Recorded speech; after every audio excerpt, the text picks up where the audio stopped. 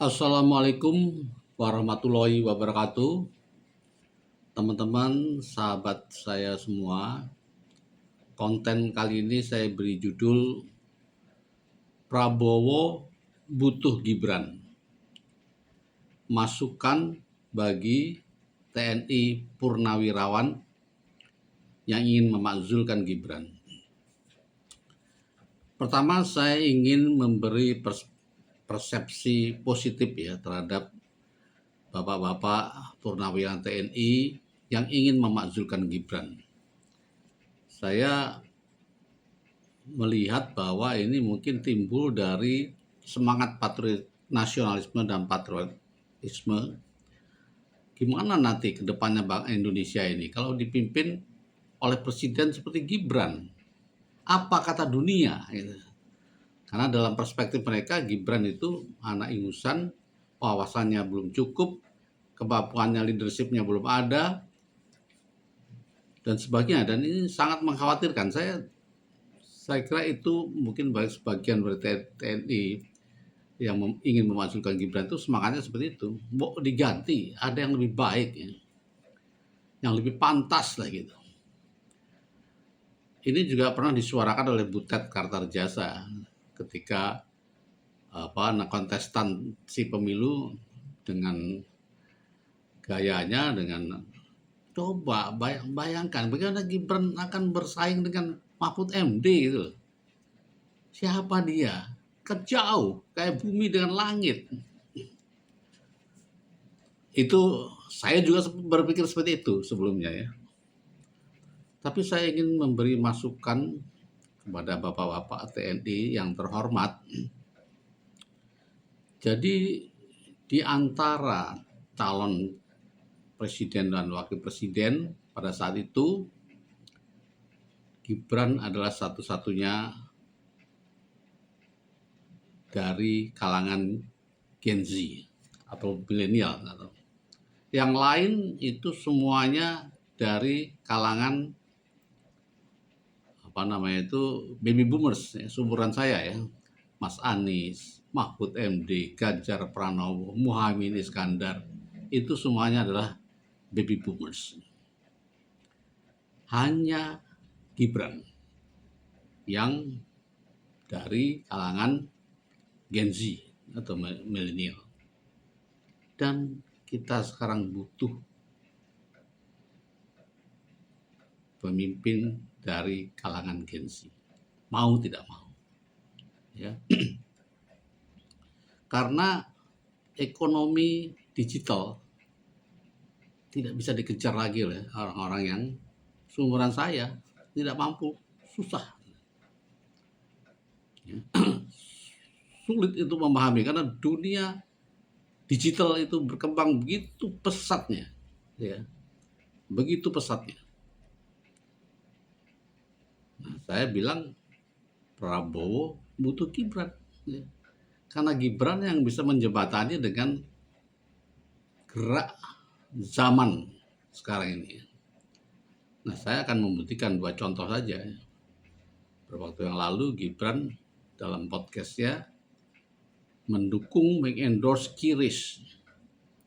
QRIS itu adalah sistem pembayaran yang diciptakan oleh Bank Indonesia dan ASPI yang mulai di launching 2019.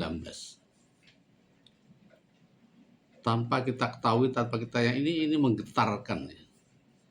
Ini menggoyang Amerika Serikat sampai Donald Trump itu protes, ya.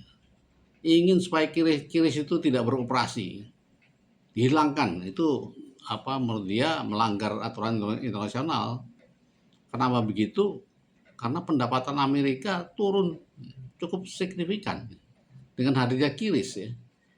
QRIS itu membuat efisiensi pembayaran dan membuat kemandirian dalam hal pembayaran Indonesia, ya.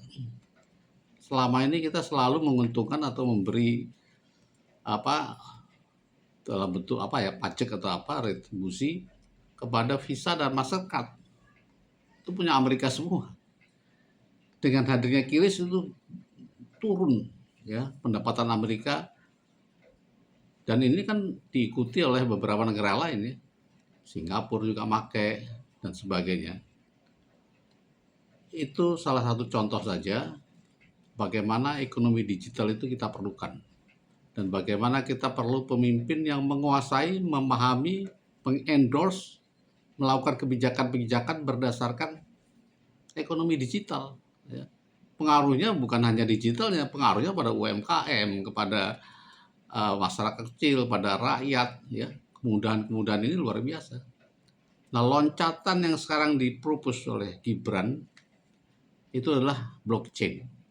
Ini jauh lebih signifikan, lebih luar biasa.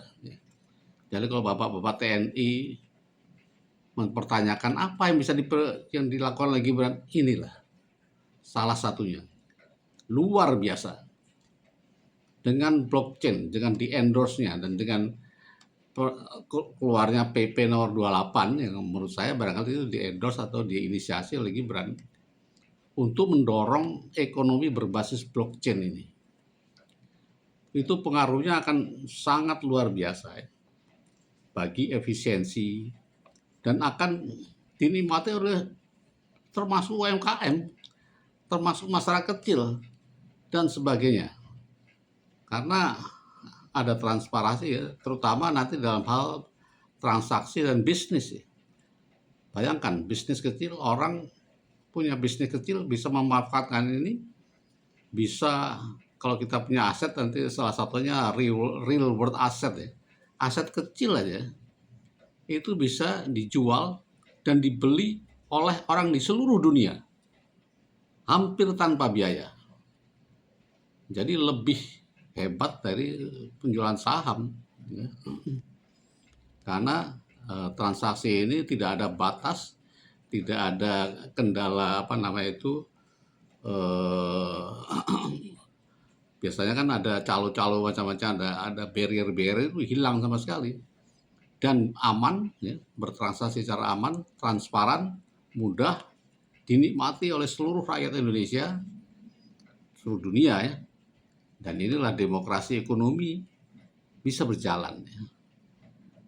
Undang-undang nomor pasal 33, 45 itu bisa tercapai dengan salah satunya adalah penerapan endorsement untuk diterapkannya di berbagai aspek kehidupan, bisnis, sosial, dan sebagainya berbasiskan blockchain ini.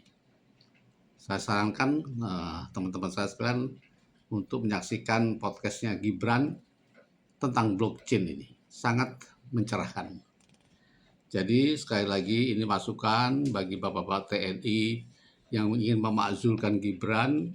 Gibran sudah berbuat. Gibran adalah sosok yang memang dibutuhkan ya untuk zaman ini karena berkembangnya dengan pesatnya ekonomi digital. Demikian mudah-mudahan ini menjadi masukan yang baik bagi kita semua, bagi seluruh rakyat Indonesia.